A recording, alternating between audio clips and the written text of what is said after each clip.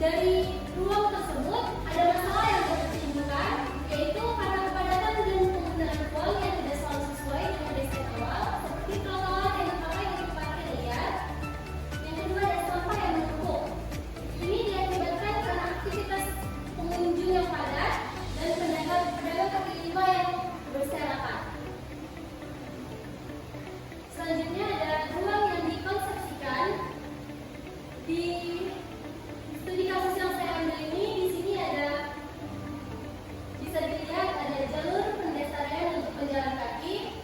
Di sebelah sana ada ruang hijau dan taman sebagai area rekreasi atau area khusus untuk acara pemerintahan dan kebudayaan.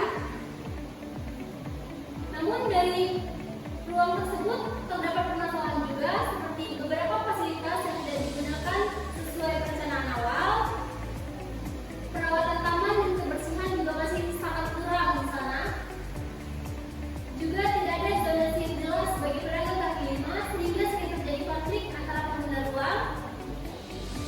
Nah, di sini ada ruang yang dihayati, yaitu konsep yang ketiga. Di studi kasus yang saya ambil, bangunan ini memiliki nilai simbolis bagi warga setempat karena dinamai sesuai dengan Amir Hamzah, karena penyair terkenal asal Langkat yang memiliki peran dalam sastra Indonesia.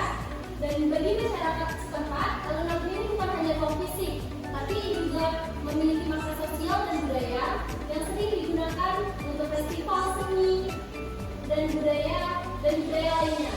Juga menjadi titik pertemuan komunitas lokal dan tempat berbagai perayaan keagamaan.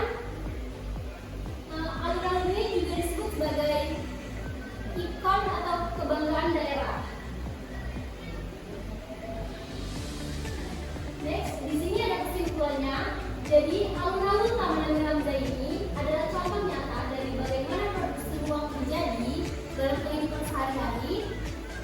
Karena ruang ini dirancang oleh pemerintah, tapi penggunaannya berkembang secara organik oleh masyarakat.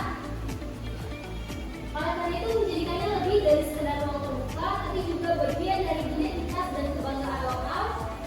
Walaupun terdapat beberapa tantangan dalam tata kelola ruang, termasuk dalam konflik